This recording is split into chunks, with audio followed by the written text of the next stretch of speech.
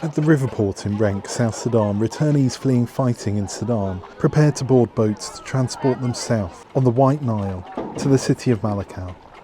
Having fled intercommunal violence in South Sudan years ago, Sarah Reith, along with her children, has been forced back to Upper Nile State because of Sudan's conflict, which started in April. Reith talked to VOA about starting over in her hometown. For me, I don't know what I'm going to be capable of doing to earn a living, so I will do whatever I can. I don't have any resources to start up a business either. Nonetheless, I won't be going back to Sudan.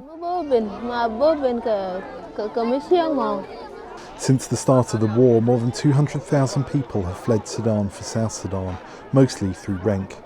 The South Sudanese government is doing all it can to move them away from the border and prevent a build-up in Renk of people in need of humanitarian assistance. They are being relocated on these cramped boats to areas they left years ago, and in many cases have only tenuous connections to. Despite this, it's better than staying in Sudan, says returnee Rebecca Deng. The fighting was intense. I mean, it was a huge problem. People there with no food for 5 days. A lot of murders, and people couldn't leave their homes.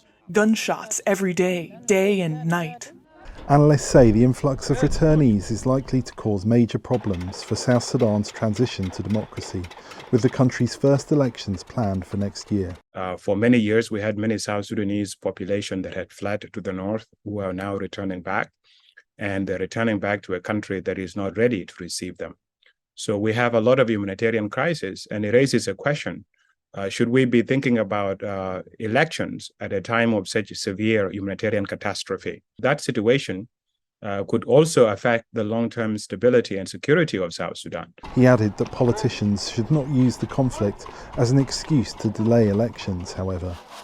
Salem Terese Demise of the South Africa-based Institute for Security Studies said that South Sudan returnees could clash with members of other ethnic groups in the areas they relocate to. And the humanitarian responses so far are not really structured in a way that really addresses the needs of the returnees. Therefore, this situation might lead to communal violence.